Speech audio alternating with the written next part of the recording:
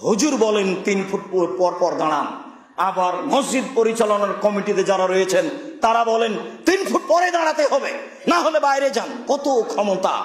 রাসূল সাল্লাল্লাহু আলাইহি সাল্লামের নীতিকে মানার প্রয়োজন নাই। প্রাচীরের মতো হয়ে দাঁড়াতে হবে, এটাই চূড়ান্ত।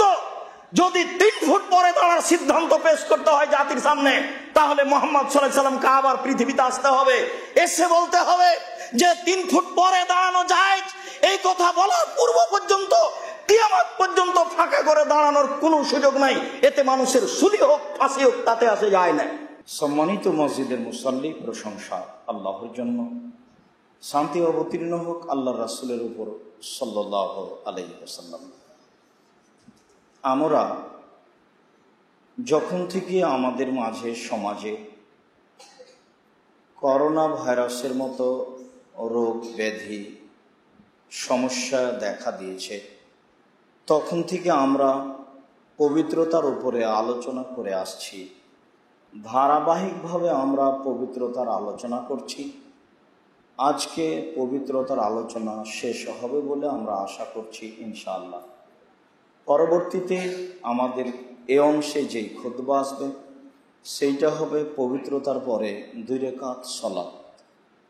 এরপরে আমাদের ধারাবাহিক সালাতের আলোচনা আসতে পারে ইনশাআল্লাহুল আজিজ। আমরা পবিত্রতাকে সামনে রেখে বিগত জুমায় বলছিলাম যে মানুষকে গোসল করে পবিত্র হতে হবে, সাথে সাথে মানুষের সাথে সম্পৃক্ত কাপড় চোপড়, আসবাবপত্র, থালাবাটি তাকে পরিষ্কার পরিচ্ছন্ন রাখতে হবে। তার পথ ও পদ্ধতি কি হতে পারে এ ব্যাপারে আমরা এক বিস্তারিত বিবরণ পেশ করার চেষ্টা করেছি। সংক্ষিপ্ত আজকের আলোচনায় দ্বীনি মুসলিম ভাই বোন আমরা বলতে চাচ্ছি যে মানুষকে গোসল করে পবিত্র হতে হবে মর্মে আরও কিছু জরুরি বিবরণ। তার একটি গুরুত্বপূর্ণ বিবরণ হচ্ছে জুমার দিনে গোসল করতে হবে। আব্দুল্লাহ ইবনে উমর রাদিয়াল্লাহু তাআলা আনহু বলেন, রাসূল সাল্লাল্লাহু আলাইহি ওয়াসাল্লাম বলেছেন, ইজা জাহাদাকুমুল জুমা, যখন তোমাদের কাছে জুমা চলে আসবে বা তোমাদের কারো কাছে যদি জুমা চলে আসে, ফালিয়াগতাসিল, সে যেন গোসল করে। অত্র বুখারী মুসলিমের হাদিসে জুমার দিন মুসলিম পুরুষ নারীকে গোসল করার জন্য রাসূল সাল্লাল্লাহু আলাইহি সাল্লাম আদেশ করেন। যদিও জুমার দিন গোসল করা ফরজ নয়, মনে হচ্ছে বিবরণে যে গোসল করতে হবে এটা আদেশ। অন্য এক বর্ণনায় এসেছে মানুষ গোসল করলে ভালো, অজু করেও আসতে পারে, সেটাও ভালো। ওই বিবরণে আমরা একে এইভাবে বলতে পারি যে জুমার দিন গোসল ফরজ নয়, তবে জুমার দিনের জন্য মানুষ গোসল করবে, এইটি একটি গুরুত্বপূর্ণ সুন্নাত। আবু সাঈদ খুদরি রাদিয়াল্লাহু তাআলা আনহু বলেন, রাসূল সাল্লাল্লাহু আলাইহি ওয়াসাল্লাম বলেছেন, গুসল ইয়াউমিল জুমা ওয়াজিবুন আলা কুল্লি মুহতালিম, প্রত্যেক যারা যুবক পুরুষ নারী তাদের জন্য জুমার দিন গোসল করা জরুরি। প্রত্যেক যুবক যারা তারা জুমার দিন গোসল করবে, এইটি রাসূলের পক্ষ থেকে একটি জরুরি গুরুত্বপূর্ণ ঘোষণা। আনাস রাদিয়াল্লাহু তাআলা আনহু বলেন, রাসূল সাল্লাল্লাহু আলাইহি ওয়াসাল্লাম বলেছেন, মান ইগতাসালা ইয়াউমাল জুমা, যে ব্যক্তি জুমার দিন গোসল করলো, ওয়া লাবিসা মিন আহসানি সিয়াবিহি, এবং তার সবচেয়ে ভালো পোশাক পরিধান করলো, ওয়া মাসসা মিন তিবিন ইন কানা ইনদাহু, আর যদি তার কাছে আতর থাকে তাহলে গায়ে লাগালো, ওয়ালাম ইয়াতাখাত্তানাকান নাস, আর মসজিদে ঢুকে মানুষের কাঁধ ডিঙ্গিয়ে সামনে গেল না, যেখানে সুযোগ পেল, জায়গা পেল, সেখানেই বসে গেল।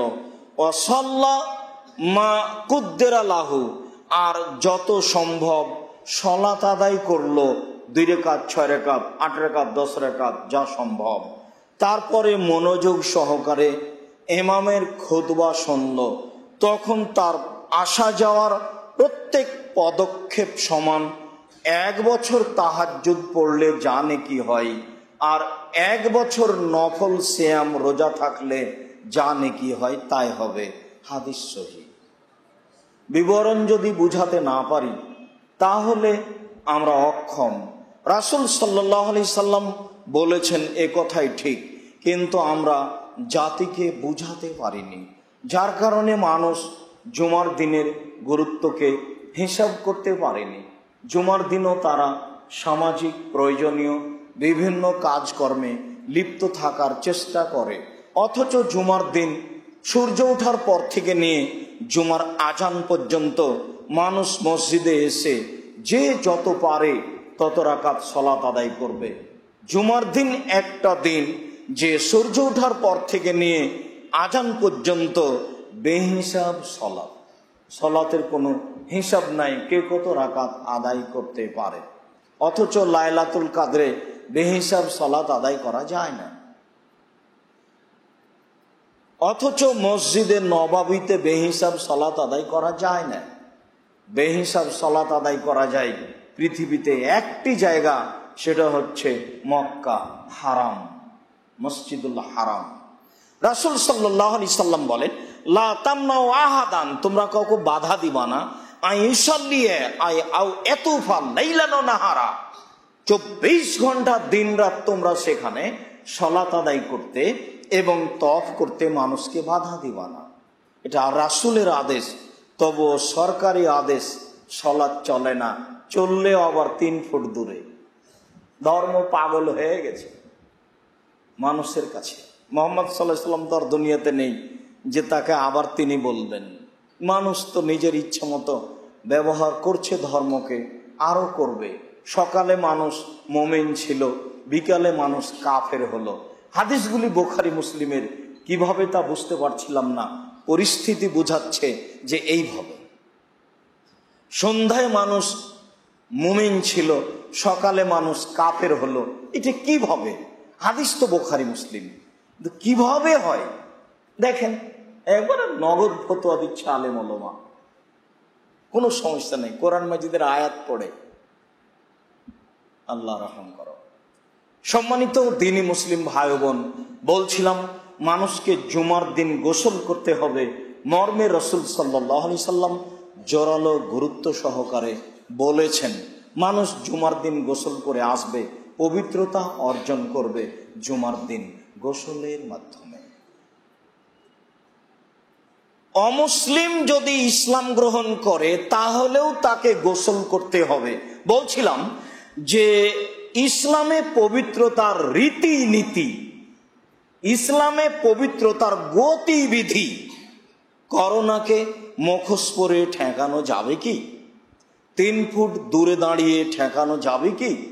জুমার দিনে 10 জন মানুষ সালাত আদায় করবে, ওয়াক্তিয়া 5 জন, এতে ঠেকানো যাবে কি? ঘটনা কি তাই?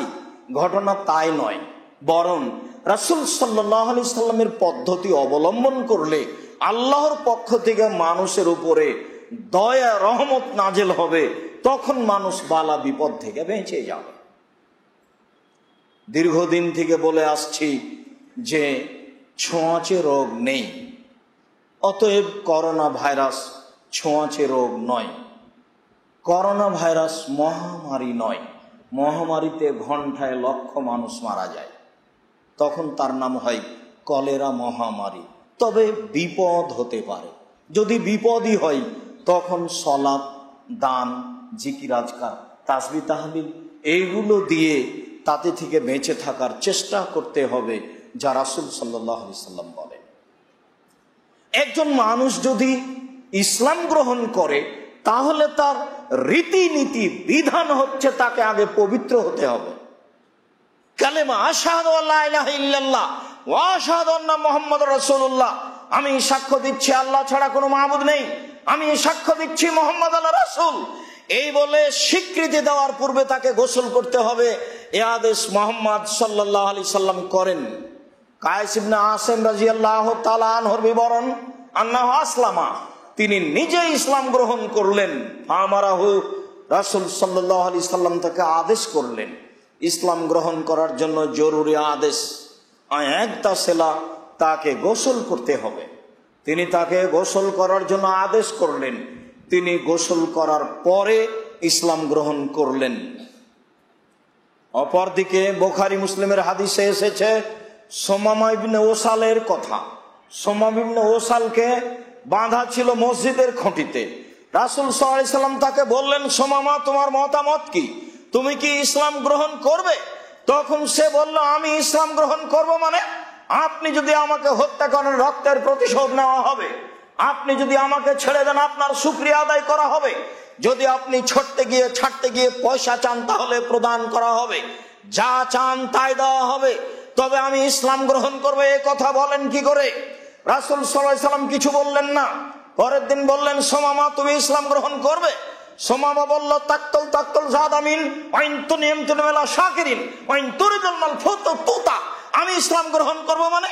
বলেন কি আপনি যদি আমাকে হত্যা করেন রক্তের প্রতিশোধ নেওয়া হবে, যদি আপনি আমাকে ছাড়তে গিয়ে পয়সা চান প্রদান করা হবে, যদি আপনি আমাকে ছেড়ে দেন আপনার শুকরিয়া আদায় করা হবে।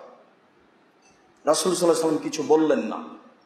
আবার পরের দিন বলছেন, সুমামা, তুমি ইসলাম গ্রহণ করবে? একই কণ্ঠে, জোরালো কণ্ঠে নির্ভীক ভাবে বলল, আমি ইসলাম গ্রহণ করব মানে? আপনি আমাকে হত্যা করলে রক্তের প্রতিশোধ নেওয়া হবে, আপনি ছেড়ে দিলে শুকরিয়া আদায় করা হবে, আপনি ছাড়তে গিয়ে পয়সা চাইলে প্রদান করা হবে। রাসূল সাল্লাল্লাহু আলাইহি সাল্লাম বললেন, সঙ্গী সাথী ফাতলি কুহ, যাও তোমরা ওকে ছেড়ে দাও, ও চলে যায়। নির্ভীক ভাবে রাসূলের রশিদে বাঁধা আছে তার মসজিদে, এর এইভাবে কটাক্ষ করে বলার পরে রাসূল সাল্লাল্লাহু আলাইহি সাল্লাম তাকে কিছু বললেন না। আমাদের গতিতে তিনি বললেন না, হ্যাঁ, তোমার এত বড় সাহস, তুমি এইভাবে কথা বলো আমার অধীনে বাঁধা থেকে? তিনি এরকম কিছু বললেন না।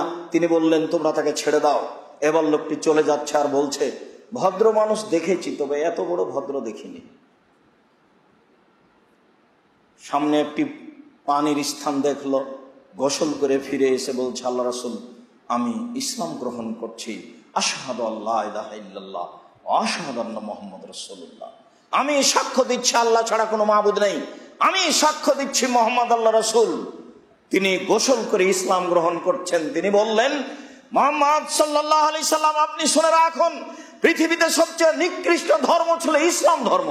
আমি দেখি পৃথিবীতে সবচেয়ে উত্তম ধর্ম হচ্ছে ইসলাম ধর্ম। ইসলাম ধর্ম মানুষের প্রতি এই আচরণ দেখাতে পারে? আমার নিকটে সবচেয়ে ঘৃণিত মানুষ ছিলেন আপনি, এখন দেখি পৃথিবীতে সবচেয়ে ভদ্র নম্র সুন্দর মানুষ হচ্ছেন আপনি। আমার নিকটে সবচেয়ে ঘৃণিত শহর ছিল আপনার শহর, মক্কা মদিনা শহর, দেখি এখন পৃথিবীতে সবচেয়ে উত্তম সুন্দর শহর মদিনা শহর। এই কথা তিনি বললেন। হাদিস বুখারী মুসলিম। আবু হুরায়রা রাদিয়াল্লাহু তাআলা আনহু তার মায়ের ব্যাপারে অভিযোগ করে আল্লাহ রাসূলকে বললেন, আল্লাহর নবী, আমার মা আপনাকে গালি দেয়, আপনি একটু আমার মায়ের জন্য দোয়া করেন। রাসূল সাল্লাল্লাহু আলাইহি সাল্লাম বললেন, আল্লাহুম্মা হাদি উম্মা আবি হুরায়রা, আল্লাহ তুমি আবু হুরায়রার মাকে হেদায়েত দান করো। আবু হুরায়রা রাদিয়াল্লাহু তাআলা বাড়ি ফিরে গেলেন, দরজা খুলতে বললেন, দরজা খুলতে একটু দেরি হচ্ছে। দরজা তার মা খুলতে দেখলেন তার মায়ের মাথায় কাপড় নেই। এই ভাষা প্রমাণ করে, এই বাক্য প্রমাণ করে অমুসলিম মহিলারাও কাপড় মাথায় দিত, যা এখনো প্রমাণ রয়েছে। তিনি এই কথা বললেন, তারপরে তিনি কান লাগিয়ে শুনছিলেন। আমার মা মনে হচ্ছে পানি নিয়ে কিছু করছে, তার মা আসলে ইসলাম গ্রহণ করবে, সেই জন্য গোসল করছিল। গোসল করে এসে দরজা খুলে দেখে আবু হুরায়রা ছেলের সামনে বলছে, আশহাদু আল্লা ইলাহা ইল্লাল্লাহ ওয়া আশহাদু আন্না মুহাম্মাদুর রাসূলুল্লাহ, আমি সাক্ষ্য দিচ্ছি আল্লাহ ছাড়া কোনো মাবুদ নেই, আমি সাক্ষ্য দিচ্ছি মুহাম্মদ আল্লাহ রাসূল। সম্মানিত দ্বীনি মুসলিম ভাই বোন, আমরা বলছিলাম যে ইসলাম গ্রহণ করার জন্য গোসল করতে হয় পবিত্রতা। একজন মানুষ যদি একজন মরা মানুষকে গোসল দেয়, তাহলেও তাকে গোসল করতে হবে এক অবাক পবিত্রতা। আবু হুরায়রা রাদিয়াল্লাহু তাআলা আনহু বলেন, রাসূল সাল্লাল্লাহু আলাইহি সাল্লাম বলেছেন, মান গাসসালা মাইয়াতান ফালিয়াগতাসিল, কোন মানুষ যদি কোনো মরা মানুষকে গোসল দেয় তাহলে সে যেন গোসল করে, জরুরি আদেশ।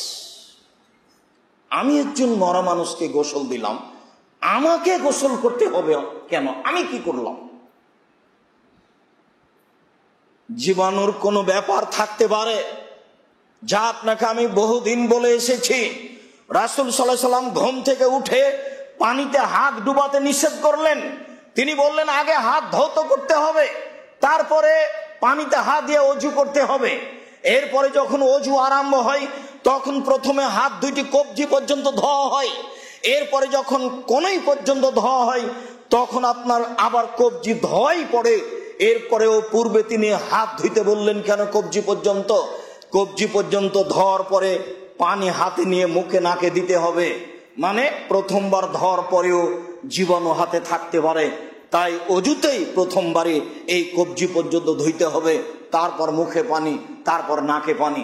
আমি বুঝতে পারি আর না পারি। তাহলে একজন মরা মানুষকে গোসল দেওয়াচ্ছে যে তাকে গোসল করার জন্য রাসূল সাল্লাল্লাহু আলাইহি সাল্লাম আদেশ করেন। ইসলামে পবিত্রতার বিধান। যে ব্যক্তি মারা যাচ্ছে পরকালমুখী তাকে গোসল দিয়ে জানাজা দিতে হবে, তাকে গোসল দিতে হবে। যদিও শহীদ হয়ে গেলে তার গোসল নেই।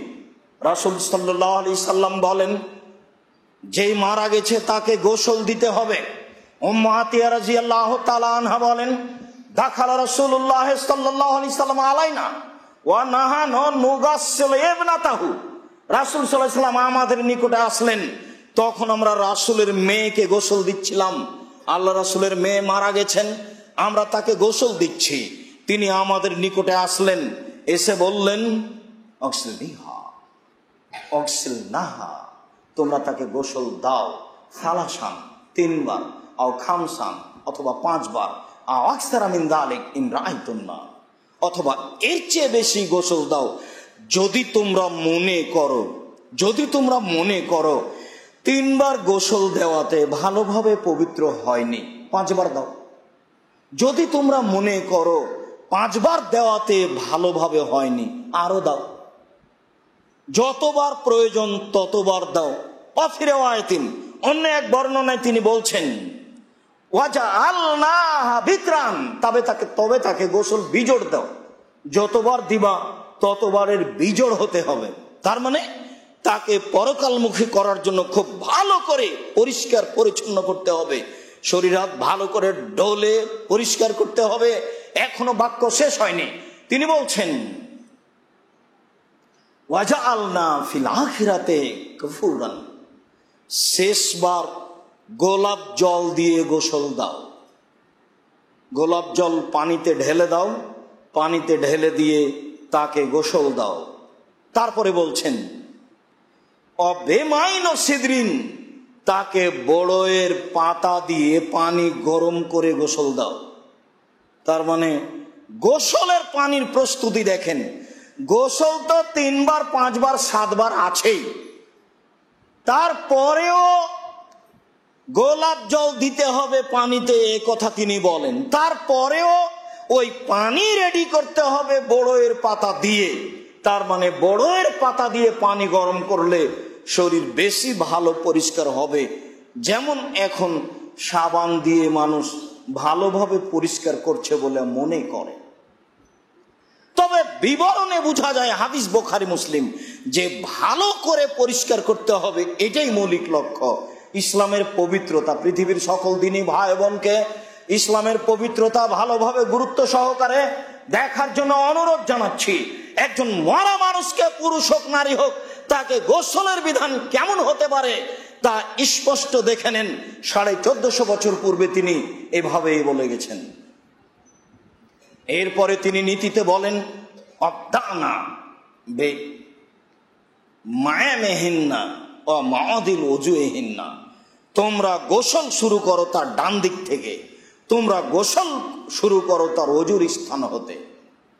মানে তাকে অজু দিয়ে গোসল আরম্ভ করতে হবে, মানে তাকে বাম কাতে সইয়ে দিয়ে ডান কাতের উপরে পানি ঢালতে হবে, দিয়ে তাকে পরিষ্কার করার চেষ্টা করতে হবে। রাসূল সাল্লাল্লাহু আলাইহি ওয়াসাল্লাম এইভাবে গোসলের কথা বলেন। উম্মে আতিয়া রাদিয়াল্লাহু তাআলা আনহা বলেন, আমরা এইভাবে গোসল দেওয়ার পরে ফাযাফারনা শা'রাহা, আমরা তার মাথার চুলকে বেনি করলাম, সালাসাতা করিম, 3 বেনি। ওয়া আলকাইনা খালফাহা, তারপর বেনি করে আমরা সেটাকে তার পিছন দিকে ঝুলিয়ে দিলাম। 3 বেনি বলতে চুলকে 3 ভাগ করে একটা আরেকটার মধ্যে ঢুকিয়ে বেনি করে দেওয়া, এটাই উত্তম। নইলে 3 বেনি মানায় না। এছাড়াও মানুষ যদি 3 বেনি করে তাহলে চুলকে 9 ভাগে বিভক্ত করা লাগবে, এর 3টা ওর 3টা ওর 3টা, তাহলে হলো 3 বেনি। এছাড়াও মোট চুলকে 3 ভাগ করে একটা আরেকটার মধ্যে দিয়ে বেনি করে পিছন দিকে ঝুলিয়ে রেখে দিয়ে তাকে কাফন পরাতে হবে, যা বিবরণে বোঝা যায়। সম্মানিত দ্বীনি মুসলিম ভাই বোন, ইসলামে পবিত্রতা। যেসব মহিলারা ঋতু থেকে পবিত্র হয় তাদেরকেও গোসল করে পবিত্র হতে হবে। দেখুন বিবরণ। হামনা বিনতে জাহাস রাদিয়াল্লাহু তাআলা আনহা তার ঋতুর অবস্থা রাসূলের সামনে বিবরণ দেন। তিনি বলেন, দেখো হামনা, ইন্নামা হিয়া রাকসাতুন মিন রাকসাতিশ শায়তান, এই ঋতু হচ্ছে শয়তানের আঘাত। শয়তান আঘাত করে, তাই রক্ত বের হয়ে আসে। দেখো হামনা বিনতে জাহাস, এইটা হচ্ছে শয়তানের আঘাত সমূহের আঘাত। শোনো, ফাতাহাইয়াদি, যখন তুমি ঋতুবতী হবে তখন তুমি সালাত ছেড়ে দিবে। সিত্তাতা আইয়াম আও সাবাতা আইয়াম ফি ইলমিল্লাহ, তোমার ঋতুর সময়সীমা হতে পারে 6 দিন অথবা 7 দিন, আল্লাহ জানেন তোমার ঋতুর সময় 7 দিন না 6 দিন। তবে বিবরণে বোঝা যাচ্ছে সাধারণত 6 দিন বা 7 দিন হতে পারে। এইটা হলো তোমার ঋতুর সময় সীমা।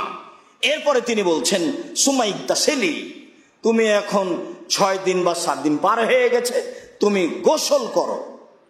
ফাইদা আনতি রাইতি তাহত্তি, যখন তুমি বুঝবে যে আমি পবিত্র হয়ে গেছি, পাস্তান কাতি, তাহলে তুমি আরো ভালো করে পরিষ্কার হয়ে যাও। সুম্মা সল্লি, এখন তুমি সালাত আদায় করো। সালাসা ইশরিনা ইয়াওমান ওয়া লাইলা আরবা ইশরিনা ইয়ামানা লাইলা, এখন তুমি 23 দিন অথবা 24 দিন একটানা সালাত আদায় করো। আইয়ামাহা ওয়াসুমি, এই দিনগুলিতে তুমি সিয়াম পালন করো, সালাত আদায় করো। অত্র সহি বিবরণে বোঝা যায় যে সাধারণত মহিলাদের ঋতুর সময়সীমা হচ্ছে 6 দিন বা 7 দিন।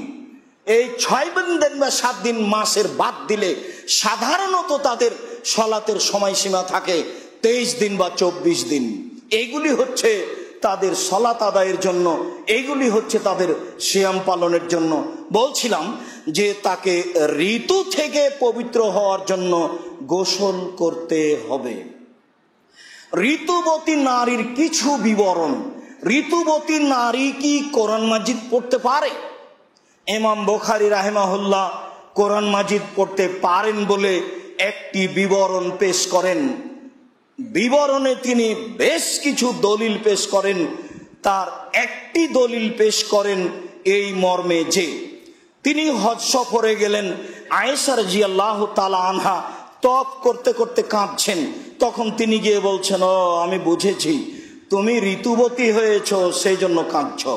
তখন তিনি বলছেন, হ্যাঁ, সবাই নিয়ে যাবে হজ আর উমরা, আর আমি যাব শুধু হজ করে, কেননা আমার উমরা তো হলো না ঋতুর কারণে।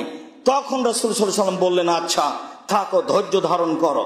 ফাফাদি মায়া ফলুল হাজ্জ, তুমি হাজিরা যা করে সেটাই করো। ইন্নাল্লাহ তাতুফি বিল বাইত, তবে তুমি বাইতুল্লাহ তওয়াফ করো না। অন্য বর্ণনায় আছে সলাত আদায় করো না, বাইতুল্লাহ তওয়াফ করো না, হাত্তা তাথরি, যতক্ষণ পর্যন্ত তুমি পবিত্র না হচ্ছ। তাহলে পবিত্র না হওয়া পর্যন্ত তুমি তওয়াফ করতে পাবা না। তবে হাজিরা যা করে তাই তুমি করো। তো হাজিরা যদি সুবহানাল্লাহ বলে তো বলো, হাজিরা যদি রব্বানা আতিনা ফিদ দুনিয়া হাসানাতাও বলো। তার মানে এইটুকুর পরে কিন্তু কোনো কথা নেই, আছে যে হাজিরা যা করে তুমি তা করো। তো সলাতই কি শুধু হাজিরা আদায় করে না, আর কিছু করে? সলাত আর তওয়াফ ব্যতীত হাজিরা যা করে ঋতুবতী মহিলা তাই করবে। হাদিস বুখারী মুসলিম। 1 2 আবু হুরায়রা রাদিয়াল্লাহু তাআলা আনহু বলেন, কানান নবী সাল্লাল্লাহু আলাইহি ওয়াসাল্লাম ইয়াযকুরুল্লাহ আলা কুল্লি আহইয়ানিহি। রাসূল সাল্লাল্লাহু আলাইহি সাল্লাম সর্বদা আল্লাহকে ডাকতেন। তাহলে অপবিত্র হলেও আল্লাহকে ডাকতেন। যেহেতু সর্বদা ডাকতেন, এই হাদিস দিয়ে তিনি বলতে চাচ্ছেন যে যাদের গোসল ফরজ হয়েছে তারাও পড়বে, তারাও জিকির আজকার করবে, ঋতুবতী তো করবেই করবে। 3 উম্মে আতিয়া রাদিয়াল্লাহু তাআলা আনহা বলেন, রাসূল সাল্লাল্লাহু আলাইহি সাল্লাম ঋতুবতী মহিলাদেরকে ঈদের মাঠে যেতে বললেন। তিনি বললেন, ইকাব্বিরনা মান নাস, তারা মানুষের সাথে তাকবীর পাঠ করবে। ওয়ায়াসাদনা জামাতাল মুসলিমিনা দাওয়াতাহুম, মুসলমানদের দাওয়াতে, দুয়াতে, জিকিরে, তাকবীরে উপস্থিত হবে, তাদের জামাতে উপস্থিত হবে। তাহলে মুসলমানেরও তো তাকবীর পাঠ করে, তাহলে তাকবীর পাঠ করবে মহিলারা, জিকির আজকার করবে। কোরআন মাজিদ সবচেয়ে উত্তম জিকির। 4 রাসূল সাল্লাল্লাহু আলাইহি সাল্লাম একটি পত্র লিখেছিলেন হেরাক্লিয়াস, ইহুদি নেতার কাছে। ইরাকের প্রেসিডেন্ট হেরাক্লিয়াস বড় শক্তিধর, ক্ষমতাশীল, সচেতন, বুদ্ধিমান মানুষ। তার কাছে তিনি পত্র লিখেছিলেন। পত্রে 2টি আয়াত লিখেছিলেন। একটি আয়াত ছিল বিসমিল্লাহির রহমানির রহিম, আর একটি আয়াত ছিল তাআলাউ ইলা কালিমাতিন সাওয়া। যেই কালেমার অধীনে আসলে সব মানুষ সমতল হয়ে যায়, কারো উঁচু নিচু মান ভিন্ন থাকে না, সেই কালেমার অধীনে চলে আসেন। সেটাই হচ্ছে লা ইলাহা ইল্লাল্লাহ। তখন হেরাক্লিয়াস পত্রটা খুলে পড়েছিল। রাসূল সাল্লাল্লাহু আলাইহি ওয়াসাল্লাম জানছেন এখানে কোরআন মাজিদের 2টি আয়াত রয়েছে, হেরাক্লিয়াস একজন অমুসলিম পড়বে। যদি অমুসলিম কোরআন মাজিদ এইভাবে পড়তে পারে, তাহলে ঋতুবতী পড়তে পারে না কেন? সম্মানিত দিনী ভাই বোন, এইভাবে একাধিক দলিল পেশ করে তিনি বলতে চেয়েছেন যে কোরআন মাজিদ ঋতুবতী মহিলারা পড়তে পারে। একটু কথা থেকে গেল আব্দুর রাজ্জাক সাহেব, এখনো কথা স্পষ্ট হয়নি। বুঝলাম যে ঋতুবতী মহিলা কোরআন মাজিদ পড়বে, তো ধরে পড়বে না মুখস্থ পড়বে, এইটা একটু বলেন। এই মর্মে বলতে আমরা চাই যে ধরে পড়ার চেয়ে না ধরে পড়াই উত্তম। তবে বিবরণ প্রমাণ করে যে ধরেও পড়া যায়। তো যেহেতু আলেম ওলামা এক এক ধরনের মন্তব্য করছেন, মর্মে আমরা বলছি নির্দ্বিধায় পড়ুন, তবে স্পর্শ না করে পড়াই উত্তম হবে। ঋতুবতী মহিলাদের সাথে আচরণ একটু। আয়েশা রাদিয়াল্লাহু তাআলা আনহা বলেন, কানা ইখরুজুন নবী সাল্লাল্লাহু আলাইহি সাল্লাম রাসাহু ইলাইয়া ওয়া হুয়া ফিল মুতাকিব। রাসূল সাল্লাল্লাহু আলাইহি সাল্লাম ইতিকাব অবস্থায় তার মাথাটা আমার দিকে দিয়ে দিতেন, আমি তার মাথা ধুয়ে দিতাম, চিরুনি করে দিতাম, তখন আমি ঋতুবতী। আয়েশা রাদিয়াল্লাহু তাআলা আনহা বলেন, কানান নবী সাল্লাল্লাহু আলাইহি সাল্লাম ইয়াত্তাকিউ ফি হিজরি ওয়ানা হাইল ওয়া ইয়াকরাউল কোরআন। আমি ঋতু অবস্থায় রাসূল সাল্লাল্লাহু আলাইহি সাল্লাম আমার উরু রানের উপরে মাথা রেখে কোরআন মাজিদ পড়তেন, তখন আমি ঋতুবতী। আয়েশা রাদিয়াল্লাহু তাআলা আনহা বলেন, রাসূল সাল্লাল্লাহু আলাইহি সাল্লাম আমাকে বলেন, আয়েশা নাবিল খুমরাতা মিনাল মসজিদ, আয়েশা মসজিদ থেকে একটু চাটাইটা দাও। তখন আয়েশা রাদিয়াল্লাহু তাআলা আনহা বললেন, ইন্নী হায়েদ, আমি ঋতুবতী। তখন রাসূল সাল্লাল্লাহু আলাইহি সাল্লাম বললেন, ইন্না হাইয়াতাকা লাইসাত ফি ইয়াদিকা, তোমার ঋতু তোমার হাতে লেগে নেই, তুমি মসজিদে গিয়ে জায়নামাজটা নিয়ে আসো। বোঝা যাচ্ছে যে ঋতুবতী মানুষ মসজিদে যেতে পারে, ঋতুবতী মহিলারা মসজিদে যেতে পারে, তারা মসজিদে অবস্থান করতে পারে। এবং ঋতুবতী মহিলার উরুরানের ওপরে মাথা রেখে রাসূল সাল্লাল্লাহু আলাইহি ওয়াসাল্লাম কোরআন মাজিদ তেলাওয়াত করেন, এরকম একাধিক বর্ণনা। তিনি বলেন, কুনতু আশরাবু সুম্মা উনাবিলুহুন নবী সাল্লাল্লাহু আলাইহি ওয়াসাল্লাম, আমি গিলাসে পানি পান করতাম, তারপর রাসূলের হাতে দিতাম।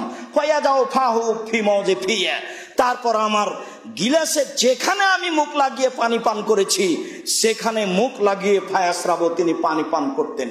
ও আতার রাকুল আরকাতি, আমি গোস্তে দাঁত লাগিয়ে দাঁতে গোস্ত ছিঁড়ে খেয়ে সুমা উনাবিলহু রাসূল সাল্লাল্লাহু আলাইহি ওয়াসাল্লামের হাতে দিতাম। রাসূল সাল্লাল্লাহু আলাইহি ওয়াসাল্লাম ওখানেই মুখ লাগাতেন গোস্তের যেখানে আমি মুখ লাগিয়ে ছিঁড়ে খেয়েছি। তখন আমি ঋতুবতী। সম্মানিত দিনী মুসলিম ভাই বোন, ঋতুবতী নারীরা কি করতে পারে, তাদের সাথে কেমন আচরণ করা যেতে পারে বিবরণে বুঝতে পারছিলাম। আর একটি কথা, নেফাস, সন্তান প্রসবে রক্তজনিত নারী। সন্তান প্রসবে রক্তজনিত নারী সম্পর্কে আয়েশা রাদিয়াল্লাহু তাআলা আনহা বলেন, ওয়াক্কাতা রাসূলুল্লাহ সাল্লাল্লাহু আলাইহি ওয়াসাল্লাম লিনুফাসায়ে আরবাঈনা ইয়াওমান, রাসূল সাল্লাল্লাহু আলাইহি ওয়াসাল্লাম সন্তান প্রসবে রক্তজনিত নারীকে সালাত থেকে 40 দিন বিরত থাকার জন্য সময়সীমা নির্ধারণ করেছেন, বলেছেন।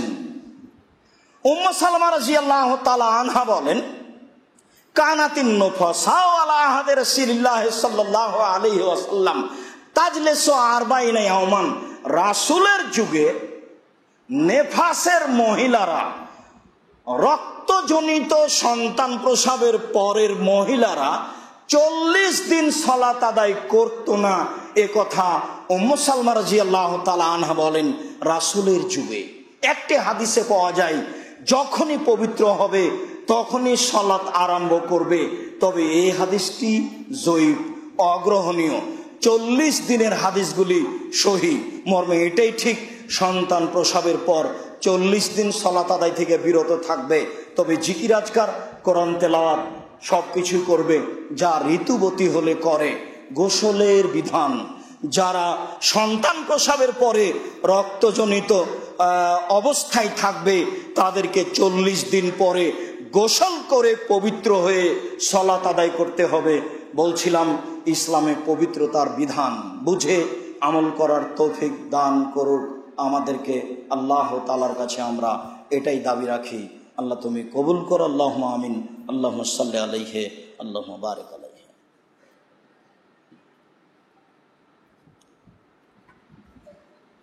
আলহামদুলিল্লাহ ওয়াহদা ওয়াসসালাতু ওয়াসসালামু আলা মান লা নাবিয়্যা বাদা। সম্মানিত দ্বীনি মুসলিম ভাই বোন, আমরা দীর্ঘদিন ধরে পবিত্রতার আলোচনা করে আসছি, প্রায় 4-5 মাস ব্যাপী। মধ্যখানে আমরা কুরবানির একটি সংক্ষিপ্ত বিবরণ পেশ করেছিলাম। মধ্যখানে আমরা মসজিদ সম্পর্কে একটি সংক্ষিপ্ত গুরুত্বপূর্ণ বিবরণ পেশ করেছিলাম। আমরা মোটামুটি আজকে পবিত্রতার আলোচনা শেষ করতে যাচ্ছি। তবে ওযুর সাথে একটি কথা সম্পৃক্ত যা থেকে গেছে। আল্লাহ তাআলা বলেন, ফিহি রিজালুন ইউহিব্বুনা ইয়াতাতাহহারু, সেখানে কতগুলি লোক রয়েছে যারা পবিত্রতা অর্জন করাকে ভালোবাসে।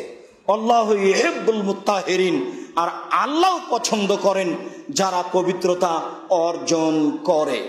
বিবরণটি ছিল মদিনার কোবা এলাকার লোকের ব্যাপারে। তারা সালাত আদায় করলে অজু করে সালাত আদায় করত। তারা পেশাব পায়খানার পরে পবিত্রতা অর্জন করত পানির মাধ্যমে। তারা ফরজ গোসল করত পানির মাধ্যমে। তারা পানির মাধ্যমে এইভাবে পবিত্রতা অর্জন করত, যার কারণে আল্লাহ তাআলা তাদেরকে একবারে জোরালোভাবে প্রশংসা করে সম্মানিত করে দিয়েছেন জাতির সামনে, পৃথিবীবাসীর সামনে। মানুষ এরকম পবিত্রতা অর্জন করুক, সব সময় পানি দিয়ে পবিত্রতা অর্জন করুক। আল্লাহ তাআলা বলেন, ফালাম তাজিদু মাআন ফাতায়াম্মামু সাইদান তাইয়্যিবা, মানুষ যদি পানি দিয়ে পবিত্রতা অর্জনের পথ ও পন্থা না পাই তাহলে কি করবে? এইটা একটা গুরুত্বপূর্ণ বিধান। দীর্ঘ সময় ধরে আমরা পবিত্রতার আলোচনা করে আসছিলাম। যার মাধ্যম ছিল পানি। পানি দিয়ে এই পবিত্রতা অর্জন করতে হবে যা বুঝেছি। তবে যদি পানি না থাকে তাহলে কিভাবে পবিত্রতা অর্জন করতে হবে, এটি একটি গুরুত্বপূর্ণ বিষয়। আল্লাহ তাআলা পবিত্র মাটির মাধ্যমে তায়াম্মুম করে পবিত্রতা অর্জন করার জন্য বলেন। হুযায়ফা রাদিয়াল্লাহু তাআলা আনহু বলেন, রাসূল সাল্লাল্লাহু আলাইহি ওয়াসাল্লাম বলেছেন, ফুদ্দিলনা আলান নাসে বিসালাতিন, আল্লাহ তাআলা আমাদেরকে পৃথিবীবাসীর উপরে সম্মানিত করেছেন তিনটি পথ ও মাধ্যমে। তিনটি মাধ্যমে আল্লাহ তাআলা আমাদেরকে সারা পৃথিবীতে যত মানুষ এসেছে আদম থেকে নিয়ে আমাদের পর্যন্ত সবার উপর দিয়ে সম্মানিত করেছেন। তার একটি হচ্ছে জয়লাত সফুফনা কা সফুবিল মালায়েকাতে, আমরা যখন সলাতে সারিবদ্ধ হয়ে দাঁড়াই তখন আমাদের সারি করে দেওয়া হয়েছে ফেরেশতাদের সারির মতো। আমাদের সারিবদ্ধ হয়ে দাঁড়া যেন ফেরেশতাদের মতো সারিবদ্ধ হয়ে দাঁড়ানো। একদিন রাসূল সাল্লাল্লাহু আলাইহি সাল্লাম মসজিদে ঢুকে দেখলেন সাহাবীগণ এলোমেলো বসে আছেন। তখন রাসূল সাল্লাল্লাহু আলাইহি সাল্লাম বললেন, তোমরা ফেরেশতাদের মতো সারিবদ্ধ হয়ে বসো না কেন? তখন সাহাবীগণ বললেন, ফেরেশতাদের মতো সারিবদ্ধ হয়ে বসানো কি সেটা তো বুঝতে পারলাম না। তখন রাসূল সাল্লাল্লাহু আলাইহি সাল্লাম বললেন যে ইতিমিলাওয়ালা, প্রথম কাতারকে পূর্ণ করো, ফাঁকা বন্ধ করে প্রাচীরের মতো হয়ে দাঁড়াও, তার নাম হচ্ছে ফেরেশতাদের মতো দাঁড়ানো। আমাদের সারিবদ্ধ হয়ে দাঁড়ানোকে, আমাদের কাতারকে ফেরেশতাদের কাতারের সাথে মিলিয়ে দেওয়া হয়েছে, যা রাসূল সাল্লাল্লাহু আলাইহি সাল্লাম বলেন, হাদিস বুখারী মুসলিম। সেই হাদিসকে উপেক্ষা করে হুজুর বলেন 3 ফুট পর পর দাঁড়ান। আবার মসজিদ পরিচালনার কমিটিতে যারা রয়েছেন তারা বলেন 3 ফুট পরে দাঁড়াতে হবে, না হলে বাইরে যান। কত ক্ষমতা! রাসূল সাল্লাল্লাহু আলাইহি সাল্লামের নীতিকে মানার প্রয়োজন নাই। প্রাচীরের মতো হয়ে দাঁড়াতে হবে, এটাই চূড়ান্ত। যদি 3 ফুট পরে দাঁড়ার সিদ্ধান্ত পেশ করতে হয় জাতির সামনে, তাহলে মুহাম্মদ সাল্লাল্লাহু আলাইহি সাল্লামকে আবার পৃথিবীতে আসতে হবে, এসে বলতে হবে যে 3 ফুট পরে দাঁড়ানো যায়। এই কথা বলার পূর্ব পর্যন্ত, কিয়ামত পর্যন্ত ফাঁকা করে দাঁড়ানোর কোনো সুযোগ নাই। এতে মানুষের সুলি হোক ফাঁসি হোক তাতে আসে যায় না। যেহেতু মুহাম্মদ সাল্লাল্লাহু আলাইহি সাল্লাম কিয়ামত পর্যন্ত আর কোনোদিন পৃথিবীতে আর আসবেন না, কাজেই ফাঁকা হয়ে দাঁড়ানোর কোনোদিন সুযোগও হবে না, এটাই চূড়ান্ত। রাসূল সাল্লাল্লাহু আলাইহি সাল্লামের এত জোরালো আদেশকে উপেক্ষা করার সাহস মানুষ কিভাবে করতে পারে? যদি সম্ভব না হয় পরিচালনা কমিটির কারণে, তাহলে বাড়িতে পড়েন, একাই পড়েন, সেটা হতে পারে। রাসূল সাল্লাল্লাহু আলাইহি সাল্লামের নীতিকে উপেক্ষা করে পড়ানো যায় না। রাসূল সাল্লাল্লাহু আলাইহি সাল্লাম বললেন, দেখো, নেতারা যদি সলাতকে মেরে ফেলে তোমরা কি করবা? সলাতকে মেরে ফেলে মানে সলাত যদি ঠিক মতো সময়ে আদায় না করে, 4টাতে আসর পড়তে হবে, 5টায় 5:30টায় যদি পড়ে তো কি করবা? তো বলেন কি করতে হবে? তাহলে তোমরা বাড়িতে পড়িও।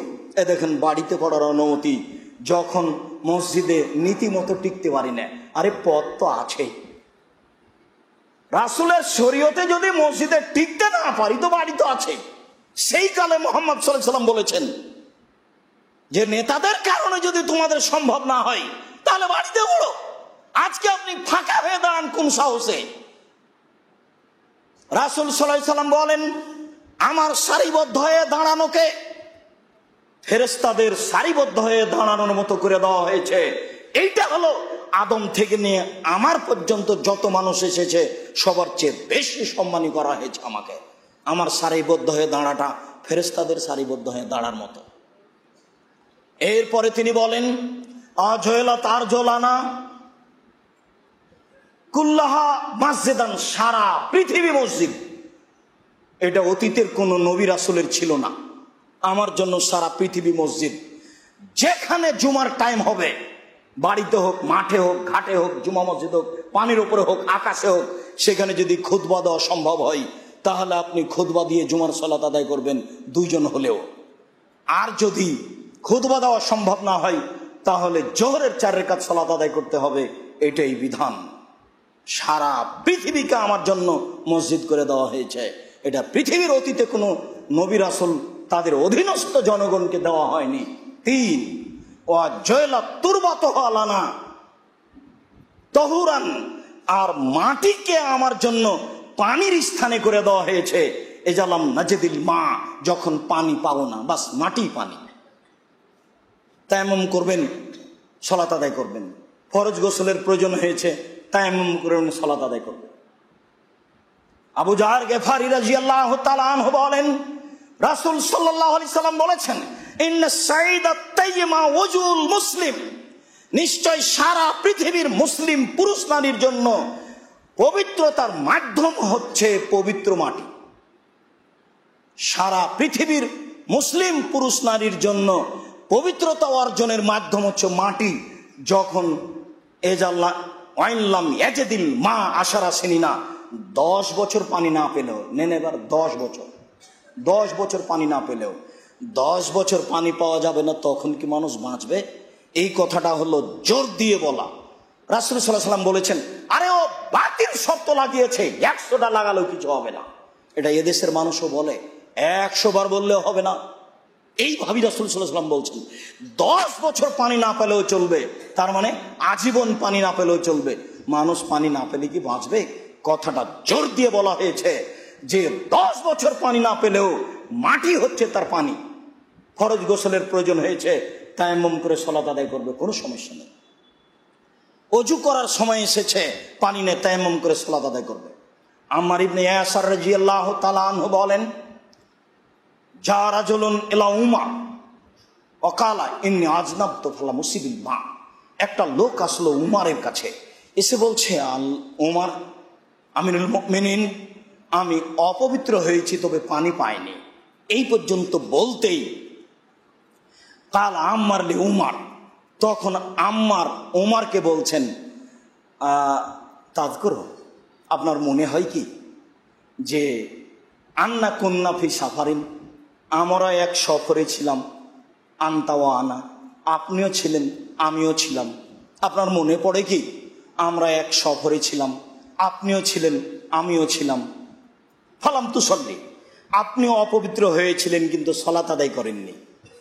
অমানা ফাতামাক্ত, আমি অপবিত্র হয়েছিলাম, তখন আমি মাটির ওপরে গড়াগড়ি পারলাম পবিত্র হওয়ার জন্য।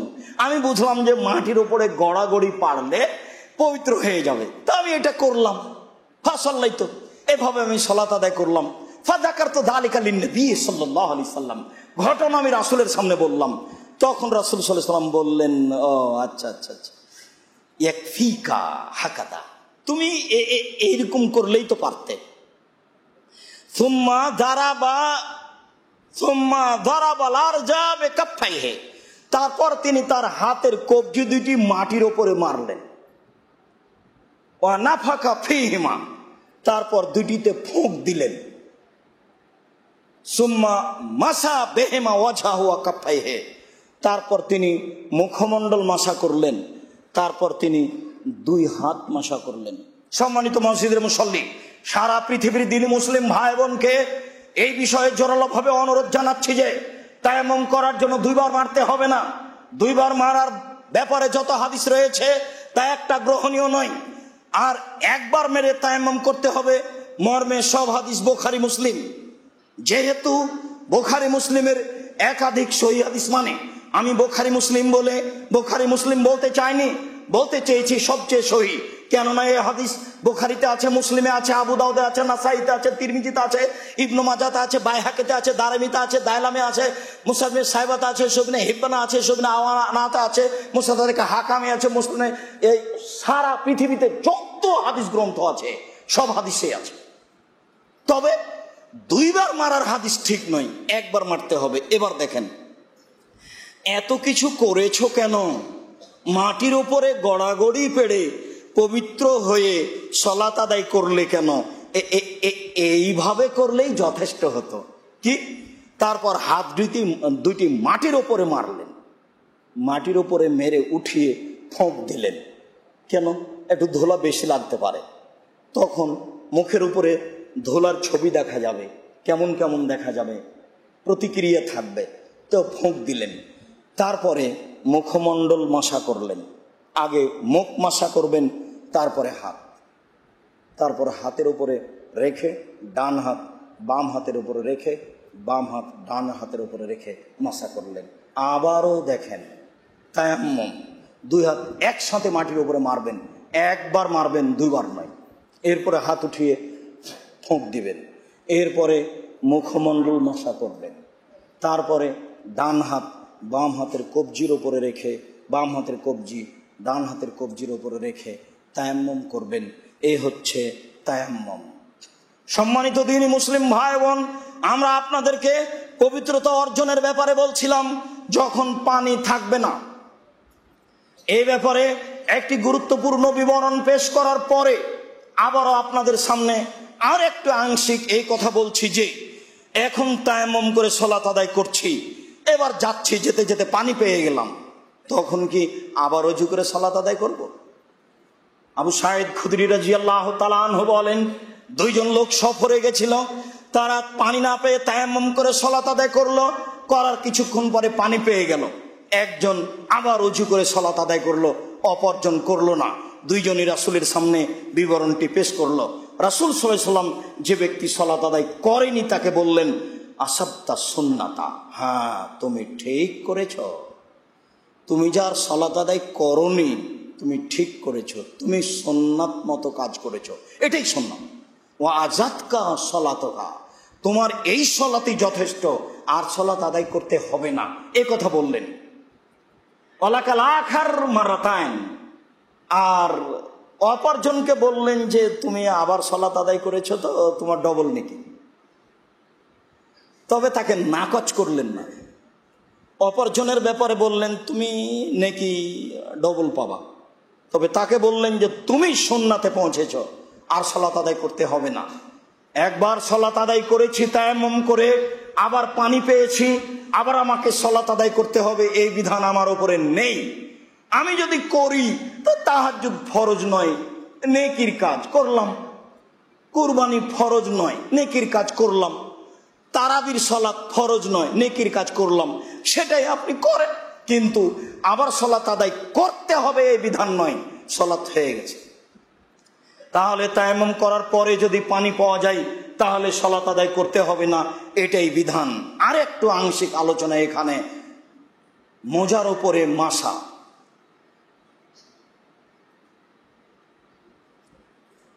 সূরা ইবনে হানি রাদিয়াল্লাহু তাআলা আনহু বলেন, সাআলতু আলী ইবনে আবি তালিব আনিল মাসা আলাল খুফাইন, আমি সূরা ইবনে হানি আলী ইবনে আবি তালিব আলী রাদিয়াল্লাহু তাআলা আনহুকে জিজ্ঞাসা করলাম মোজার উপরে মাসা করা সম্পর্কে।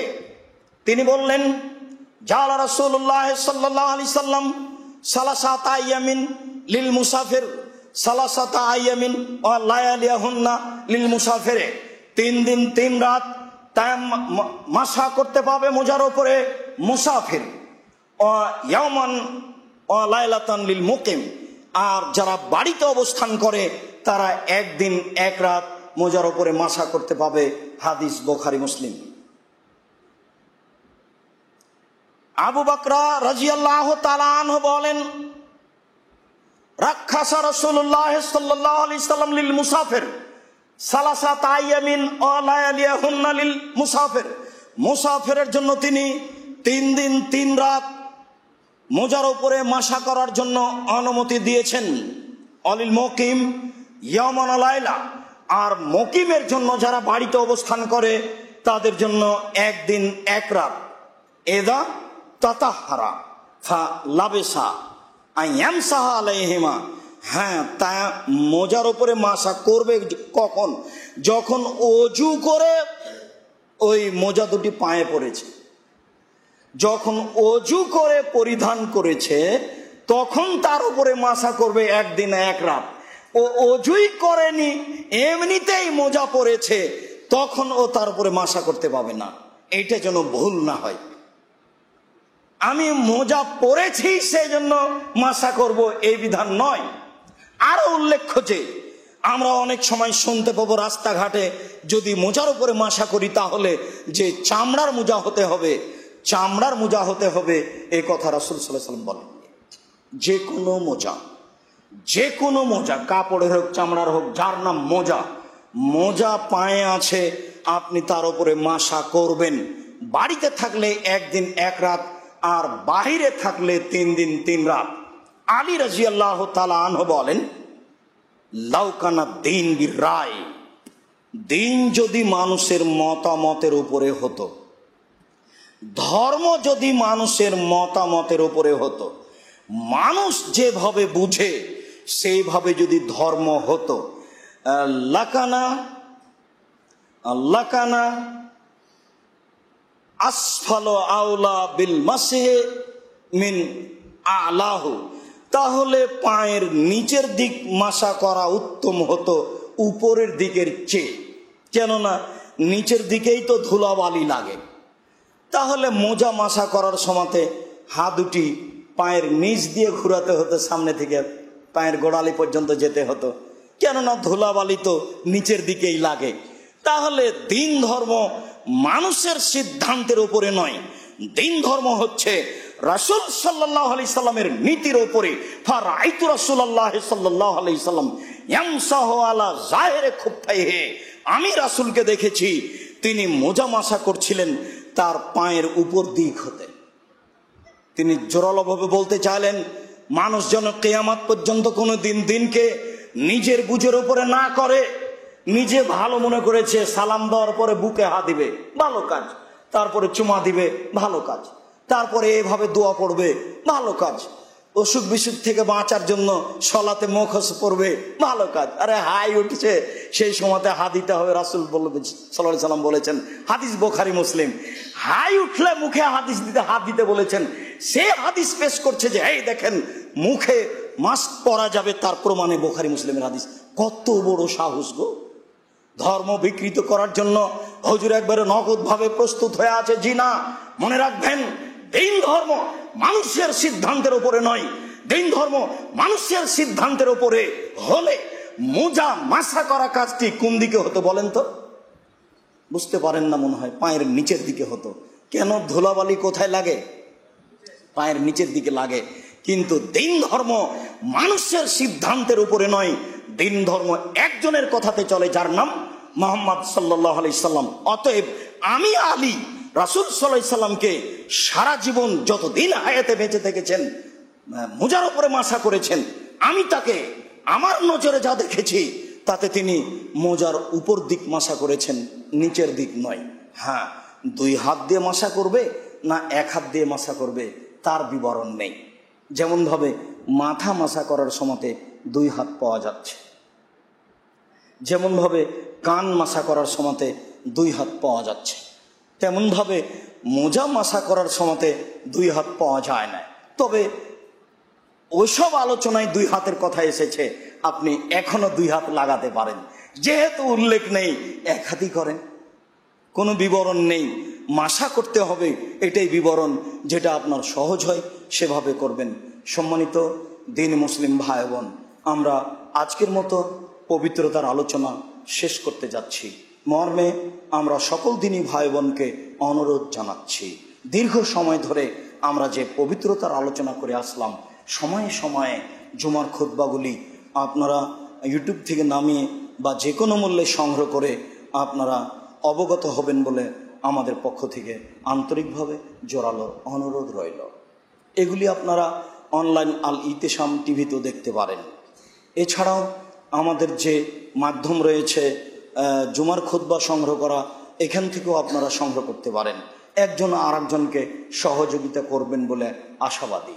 দিনী ভাই বোনকে আমরা অনুরোধ জানাচ্ছি যে ডাঙ্গিপাড়া জামিয়া সালাফিয়া আপনাদের আসতে কষ্টকর হলেও, যেহেতু আমি এখানে থাকি, অন্তর থেকে ভালোবাসেন, কাজে কষ্ট হলেও এই জুমার দিনগুলিতে কষ্ট করে এখানে আসবেন, এটা আমি আশাবাদী। সাথে সাথে জামিয়া সালাফিয়া ডাঙ্গিপাড়া বাবা রাজশাহী, জামিয়া সালাফিয়া রূপগঞ্জ নারায়ণগঞ্জ ঢাকা, এইটা হচ্ছে বড় স্বাদের প্রতিষ্ঠান, বড় পরিকল্পনার প্রতিষ্ঠান। স্বাদ আমার একার, এ কথা আমি বলছি না, আপনারও। আপনিও যেন একটু অংশগ্রহণ করার চেষ্টা করেন, বেশি না পারলেও অন্তত এইটুকু তো বলতে পারবেন, আল্লাহ তুমি জামিয়া সালাফিয়াকে কবুল করো।